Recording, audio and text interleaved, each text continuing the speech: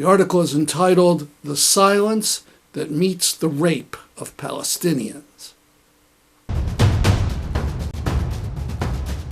There were 6 people looking like me with pink shirts on like this. We were the vanguard, but we were supported by a group of between 20 and 30 other activists who were there in support.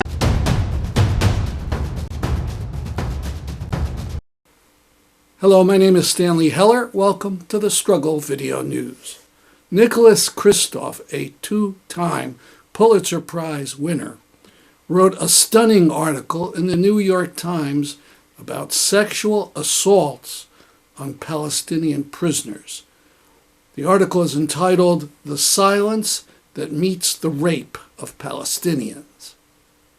It's a long article based on 14 personal accounts with multiple fact-checkers and consultations with other organizations in the field. Some of what's described in the rapes is beyond revolting. These 2 sentences sum up the article's conclusion. There is no evidence that the Israeli leaders order rapes, but in recent years they have built a security apparatus where sexual violence has become, as a United Nations report put it last year, one of Israel's, quote, standard operating procedures, unquote, and a, quote, major element in the ill treatment of Palestinians. A report out last month from the Euromed Human Rights Monitor, a Geneva-based advocacy group often critical of Israel, concludes that Israel employs, quote, systematic sexual violence that is widely practiced as part of an organized state policy. We link to the full article in our archive on Palestine-Israel. Click on this QR code to get to it. Of course, the Israeli fascist government went out of its mind. Its spokesperson said that this was a blood libel, comparing it to crazy and vile claims made during the Middle Ages that Jews used Christian blood to make matzah. The spokesperson said that Netanyahu's government was considering suing the New York Times. Now look at this. Debra Lipstadt, a former U.S. Special Envoy on Anti-Semitism, retweeted a post by one Adam Lewis Klein comparing Kristof's article to that of a Nazi propagandist, Julius Streicher. Klein's comment notes that Streicher was hung after the war. Get the suggestion? Lipstadt evidently agrees. Her only comment about that was, have they, the New York Times, no sense of decency and journalistic responsibility? Please note, Lipstadt was not a Trump appointee. She was chosen as special envoy by one Joseph Biden. There was a demonstration outside New York Times headquarters against Kristof, but just 200 or so people showed up. No one prominent. Not even the usual elected lickspittles backed up this hysteria. Nicholas Kristof is an important journalist with decades of experience writing about sexual assault. He'll be hard to slander successfully. As far as the courts, these days anything is possible.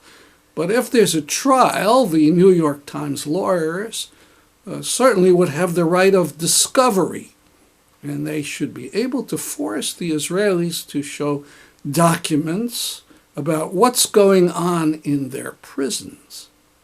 And you know that's something Netanyahu's government desperately does not want to do. And Kristof has a powerful reply to all of the criticism. He said, for skeptics, Why not agree on Red Cross and lawyer visits for the 9,000 Palestinian security prisoners? If you think these abuse allegations are false, such monitoring visits would be protective. So why not? Yes, why not, Netanyahu? Why not, Debra Lipstadt? And this from a Vermont senator. No, not Bernie Sanders, Senator Peter Welch, also from Vermont. He was speaking to the Senate and had talked about a report of what he said were Hamas sexual abuses. He then said, Mr. President, there's also extensive evidence, both before and after October 7th, of a pattern of sexual violence against Palestinian prisoners by Israeli security forces. Allegations of such abuses in Israeli prisons are not new, but they have sharply increased since October 7th. So have reports of widespread abuses and killings of Palestinian civilians by Israeli soldiers, and acts of violence including sexual assault and murder by Israeli settlers, which reportedly continue to this day. I'll not repeat the gruesome details of the attacks reportedly committed against Palestinian prisoners by Israeli soldiers, but I do urge my colleagues, uncomfortable as it may be, to read the articles by Nicholas Kristof in the May 11 New York Times entitled "The Horror of Sexual Assault in Israeli Prisons" and "The Silence That Meets the Rape of Palestinians." The heinous acts that were described to him by former prisoners and witnesses, if proven in a court of law, would warrant decades-long prison. Again, read Nicholas Kristof's article and share it. You can see it. You can see the link to it on our website. Now let's talk about the cost in money of the U.S. war on Iran. The Trump administration a little while ago said the cost was $25 billion. And then a week later said it was more like $29 billion. But those numbers are nonsense. They are only estimates of the direct cost of munitions and combat. They don't even include the effect of the closure of the Strait of Hormuz. Without going too far into the weeds, let's mention two numbers. The Trump administration is asking for a quick $200 billion to help pay for the war, and another $500 billion for an increase to the budget of the War Department. In mid-April, economics and policy experts Joseph Stiglitz and Linda Bilmes said the true cost of the war was about $1 trillion. And here's a piece in the New York Times by Justin Wolfers of the University of Michigan on May 8th. It concludes, the best any economist can do right now is to get the order of magnitude right. And my math suggests the Iran war will cost hundreds of billions of dollars and very possibly trillions. Now some news about some very brave people. More boats from the Global Sumud Flotilla are on their way to defy Israeli piracy.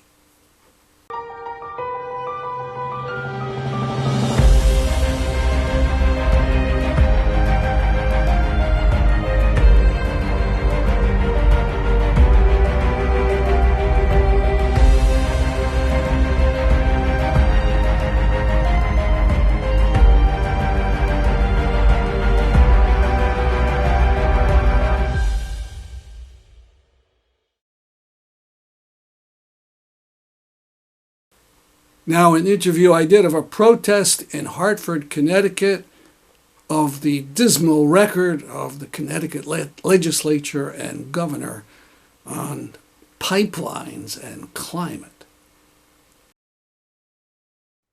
It's May 13th, 2026, and I'll be speaking to Hedley Freake, who took part in a protest in Hartford 2 days ago in front of the Department of Energy and Environmental Protection.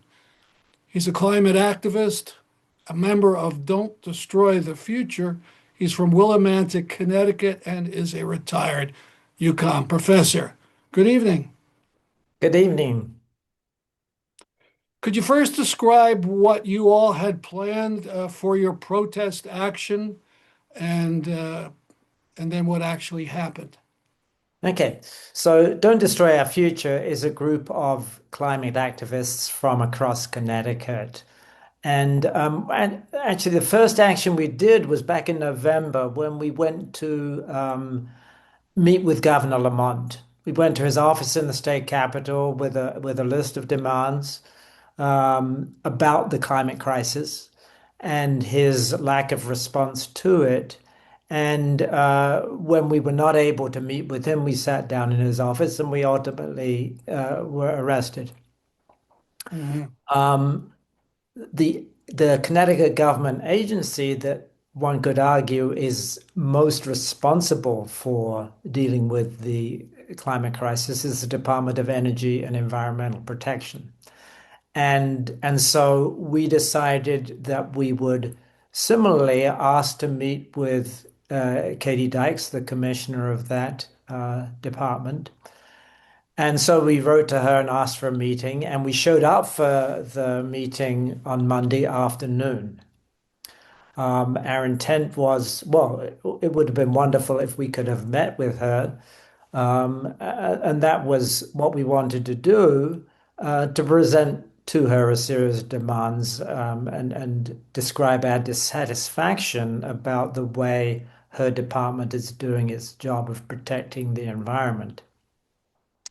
So we showed up yesterday afternoon at their headquarters on Elm Street in Hartford. And when we arrived at the building, there was a rather large security guard standing in front of the public access doors. And we said we had asked to meet with Commissioner Dykes. He said he had been instructed not to allow us into the building. And Let me stop you there. So when you appeared, were you 5 people or were you 20 people, or how did it we look were a to the little more than guard? that. There were 6 people looking like me with pink shirts on like this. We were the vanguard, but we were supported by a group of between 20 and 30 other activists who were there in support. In particular, we had New Haven Singing Resistance who were making some noise, some very pleasant sounding noise, I would say. So that was the size of our group.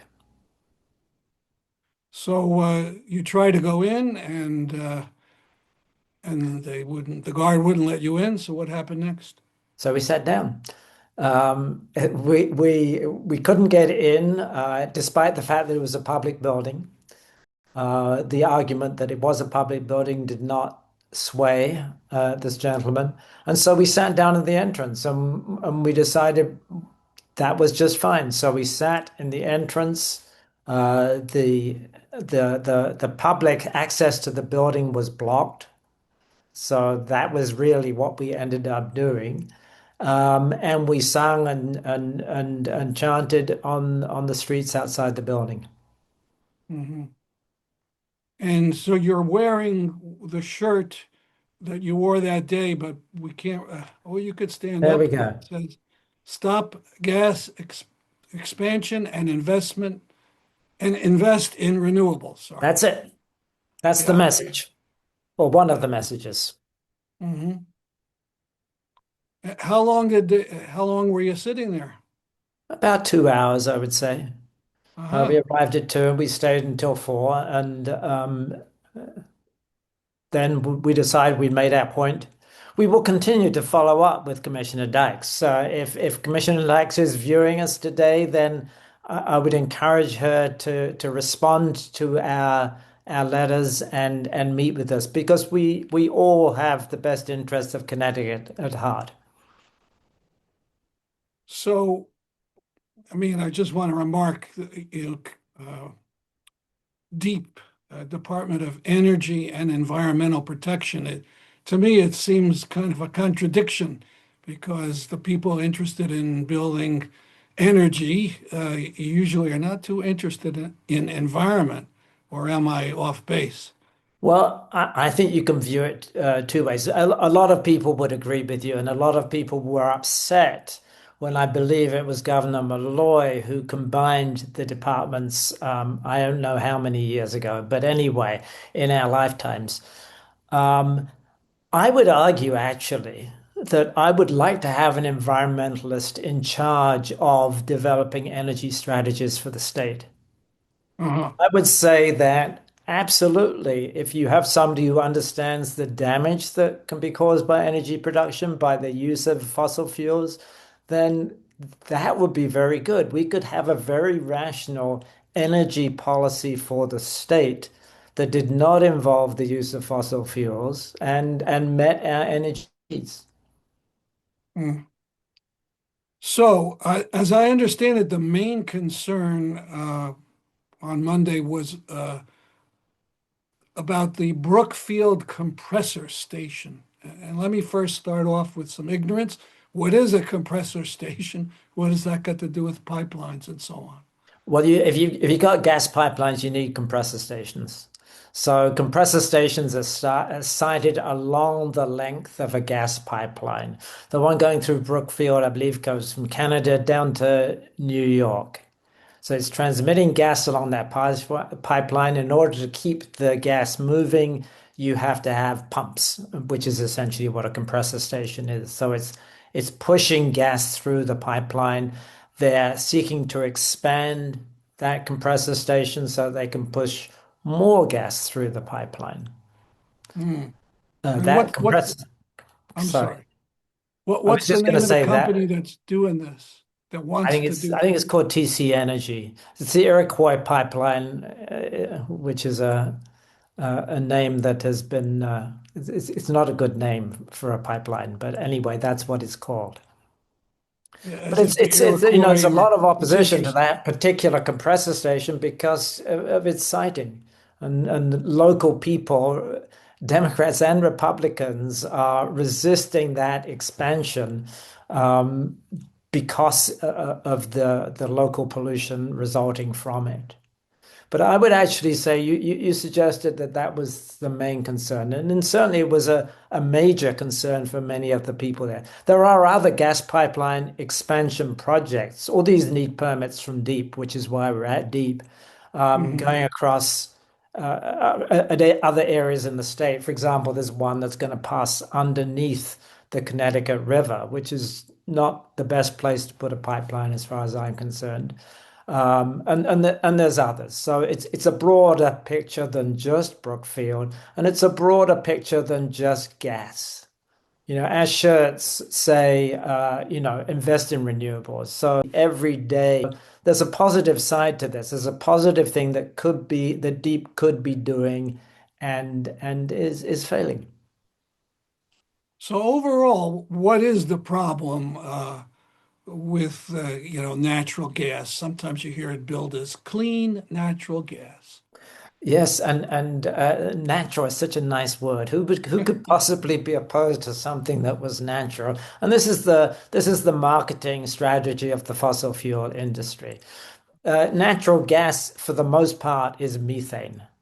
And methane is a combustible gas that we burn in our stoves or in our boilers or whatever. And so we burn it and it produces carbon dioxide like all the other fossil fuels. So it's contributing to global warming the same way that the burning any fossil fuel will, except that it has this added part that if it leaks, and of course it does leak, It leaks from the compressor stations, it leaks from the pipelines, it leaks at the production facilities. When it leaks, the methane escapes into the atmosphere, and methane on a per weight basis is about 80 times more potent than carbon dioxide in terms of its global warming effect. So direct leakage, if you're going to frack gas out of from below the surface of the earth and release it into the atmosphere, or burn it. Either way, you burn it, you get carbon dioxide, you leak it, you get methane. It all is contributing to global warming. And there's one more thing I would just add in that, high rates of asthma in the cities of Connecticut, and those high rates of asthma have been linked to gas stoves in the houses and apartments of our cities. Yeah, gas stoves. I have seen articles about that and so on. Yeah.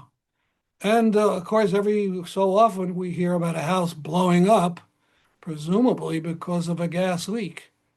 Yeah, I mean and that does happen. It's a rare event, and I wouldn't base my climate policy on a rare event, but it's really uh, the everyday leakages and the everyday production of carbon dioxide that we need to be concerned about.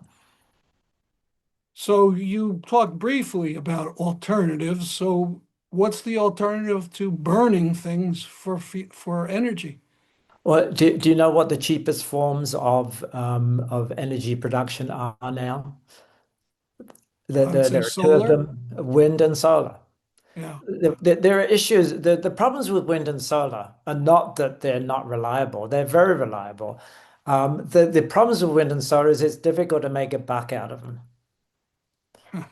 If you build a windmill or you put up a solar panel, there's an investment cost up front. But once it's there, the electricity produced from it is free. Difficult to monetize. If you have a resource buried beneath the crust of the earth, be it oil, be it gas, be it coal, then you can extract it from the earth, you can sell it. The people that buy it from you burn it up, they destroy it, therefore they have to buy more from you. And there's more profit that you can make in that way. So that's why fossil fuels are the industry behind them is that they've got such a beautiful business model if all you're interested in doing is making money. If you're interested in preserving this planet and life upon it, then it's a lousy business model. So final question. How would you overall rate the legislature and governor in their work against pollution and for the climate? Well, every year we have a legislative session. This year was a short one, and it starts with hope. It starts with some good legislators and groups around the state proposing some excellent climate bills. And a few things emerge. So we did pass a solar bill this year that will it'll actually just re-up existing solar support programs. It also will allow balcony solar people to buy. If you live in an apartment, you don't control what goes on your roof, but you can buy a balcony solar panel and plug it directly into an outfit. So that is going to take a little while to work its way through, but that's a good development. But there were two other bills I'll just mention. One was the Environmental Rights Amendment that people have been working on for a number of years. This would be a very useful thing to have. It says that everybody has a right to clean air, clean water, a sustainable environment.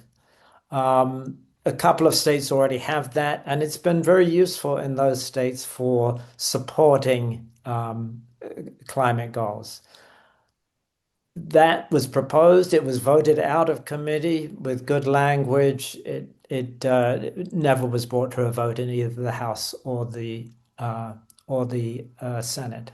Similarly, there was a Make Polluters Pay bill, which would charge fossil fuel companies, the people that are making a profit from the destruction of our environment.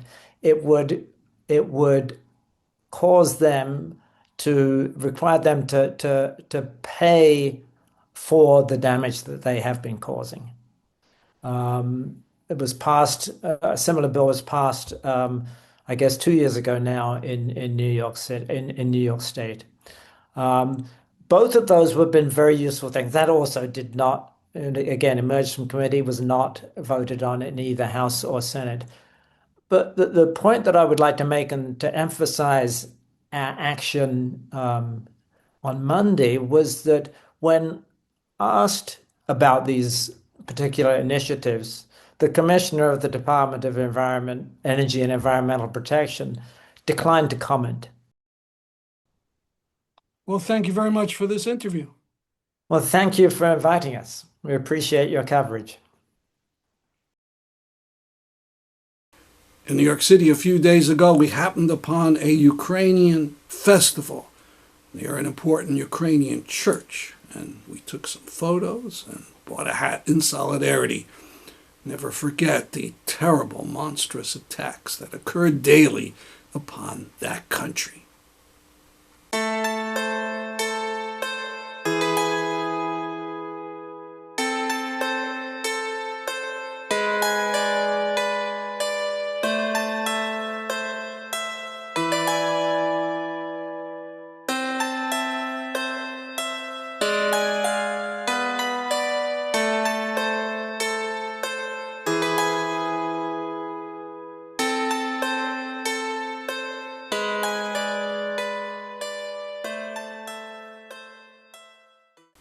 That's our program for today. See you next week at this time. I'm Stanley Heller for the Struggle Video News.